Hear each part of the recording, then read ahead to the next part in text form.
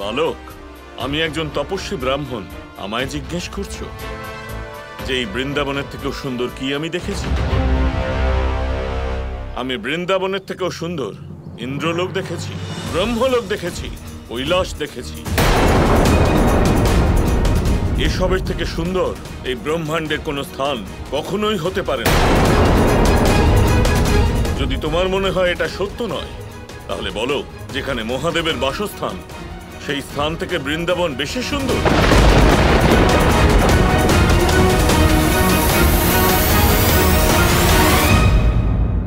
ব্রাহ্মণ মশাই, আপনি ঠিক বলেছেন ব্রাহ্মণ মশাই। আপনি তো সমস্ত বিশ্ব ব্রহ্মাণ্ড দেখেছেন। আমরা তো শুধুই আপনাকে এই ছোটখাটো বৃন্দাবন দেখানোর জন্য নিয়ে এলাম। আপনি চলুন, সন্ধ্যা হতে চলেছে আর আপনার ভোজনের সময়ও হয়েছে।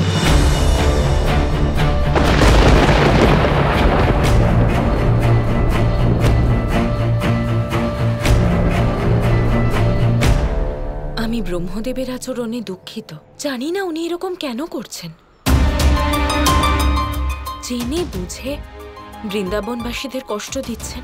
আমি মানছি যে ব্রহ্মদেব সমস্ত জগৎ সংসারের নির্মাতা, কিন্তু ওনার কারোর অনুভূতিকে অসম্মান করার কোনো অধিকার নেই। হ্যাঁ গৌরী, ব্রহ্মদেবের এই আচরণে আমিও অত্যন্ত দুঃখিত। কি প্রয়োজন ছিল ওনার এটা বলার যে কৈলাস বৃন্দাবনের থেকেও সুন্দর? এবার যদি আরাধ্য আমার ওপরেই রুষ্ট হন। এই ব্রাহ্মণ মশাই আসলে কে গোপাল?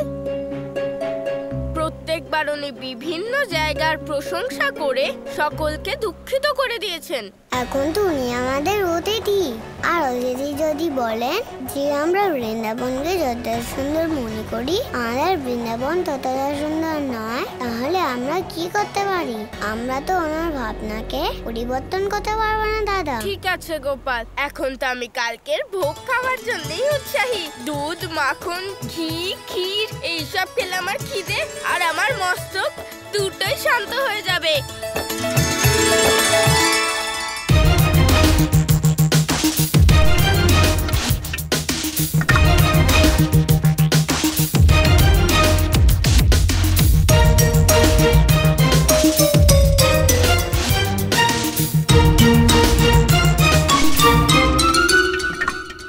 মাখন, আজ কি ভোজনে মাখন পাবো মা?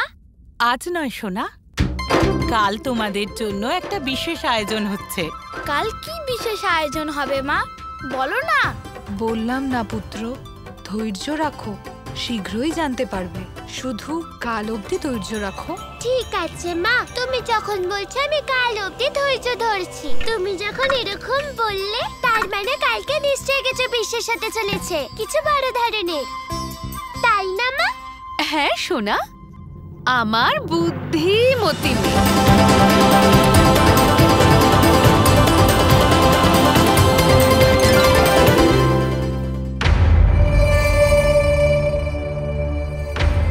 ভোজন আরম্ভ করুন ব্রাহ্মণ মশাই।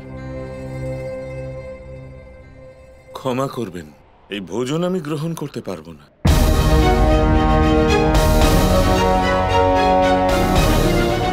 কি হয়েছে?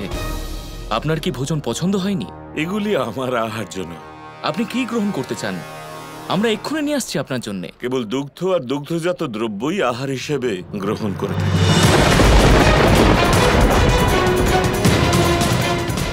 আমাদের কাছে যেটুকু দুধ, দই, মাখন আছে সেগুলো দিয়ে আমরা কাল সকালে সমস্ত বাচ্চাদের জন্য সুস্বাদু ভোজনের আয়োজন করব। ব্রাহ্মণ মশাই, আমি বাচ্চাদের জন্য রাখা দুধ আর অন্য দুগ্ধজাত পদার্থ আপনাকে দিতে পারবো না। এই অসুবিধার জন্য ক্ষমা চাইছি ব্রহ্মদেব, কিন্তু এই সময় আমাদের বাড়িতে পর্যাপ্ত দুধ নেই যা দিয়ে আমরা দুগ্ধজাত পদার্থ তৈরি করতে পারি। কিন্তু কাল সকালে গোমাতারা যেই প্রথম দুধ দেবে, আমি আপনাকে দুধ এবং দুগ্ধজাত পদার্থের ভোগ অবশ্যই দেব, এই কথা দিলাম আমি। সে তো কাল সকালেই দেখা যাবে যশোদা। এক ব্রাহ্মণকে দেওয়া কথা ভাঙতে পারবেন না, কিন্তু সেটা জানেন তো আপনি। খুব ভালো করেই মনে আছে ব্রাহ্মণ মশাই, আজ অবধি আমাদের বাড়ির কোনো অতিথি সেবায় কোনো রকম ত্রুটি পাননি। আর ব্রাহ্মণ মশাইদের তো আমরা খুব সম্মান করি। ওনাদের দেওয়া কথা আমাদের প্রাণের চেয়েও অধিক প্রিয়। সেটাই তো উচিত। সকালে আবার আপনাদের সঙ্গে দেখা হবে। এ কি গোপাল, তোমার এই বিশেষ অতিথি তো আমার ভাগের দুধ, দই, মাখন, ক্ষীর সবকিছু খেয়ে নেবে। আমি কি খাবো?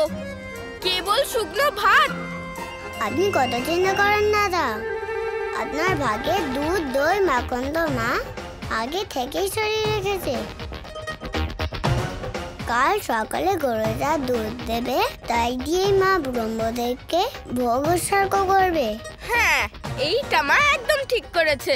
আমি যদি ক্ষীর খেতে না পাই তাহলে আমিও জানি না যে আমি কি কি উল্টোপাল্টা করব। দাদা, দাদা, বলরাম দাদা।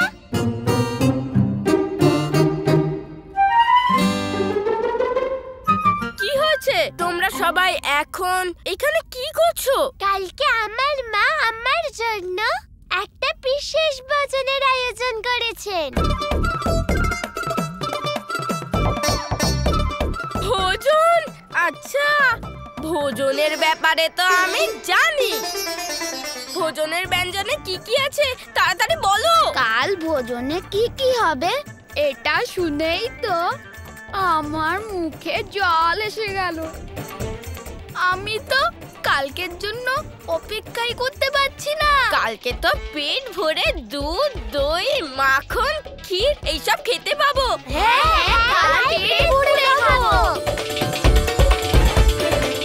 কাল তো আরো অনেক কিছু হতে চলেছে দাদা।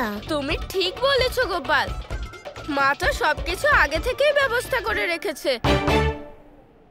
আর একটা কথা বলার ছিল, কাল ভোজনে আমার ভাগের খাবারটাও তুমি খেয়ে নিও। সত্যি? হ্যাঁ, আমি তো তোমার কাছে হেরে গেছিলাম, আর আজ তো তোমাকে আমি কিছুই ভালো খাওয়াতে পারলাম না।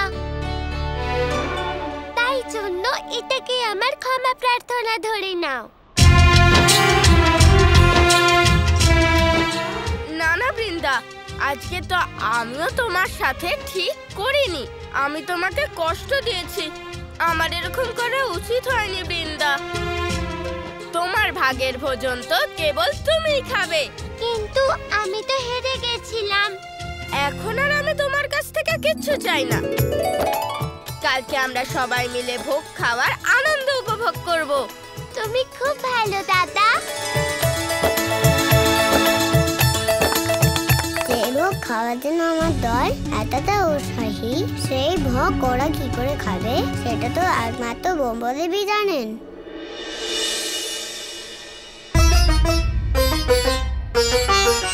ব্রহ্মদেব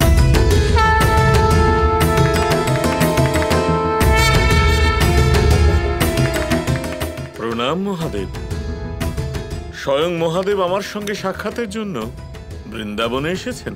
অবশ্যই কোনো বিশেষ কাজ আছে। হ্যাঁ ব্রহ্মদেব, আমি বিশেষ কাজেই এসেছি। আমার মনে হয় আমার আরাধ্যকে আপনার এটা বলা ঠিক হয়নি যে কৈলাস বৃন্দাবনের থেকেও সুন্দর। মহাদেব, আপনি তো জানেন আমি যা বলি তা সত্যই বলি। আর এটাও সত্যি যে কৈলাস বৃন্দাবনের থেকে বেশি সুন্দর। তার নির্মাণ আমি স্বয়ং করেছি।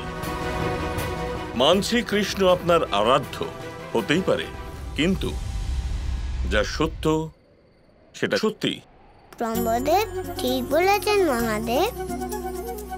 আমি আমার বৃন্দাবনকে নিয়ে খুবই প্রসন্ন, আর ব্রহ্মদেব তার সৃষ্টি নিয়ে প্রসন্ন। কোনো স্থান বা কোনো বস্তু সবার ভালো লাগবে এমনটা নাও হতে পারে, কিন্তু আপনি আমার জন্য এখানে এসেছেন, তার জন্য আমি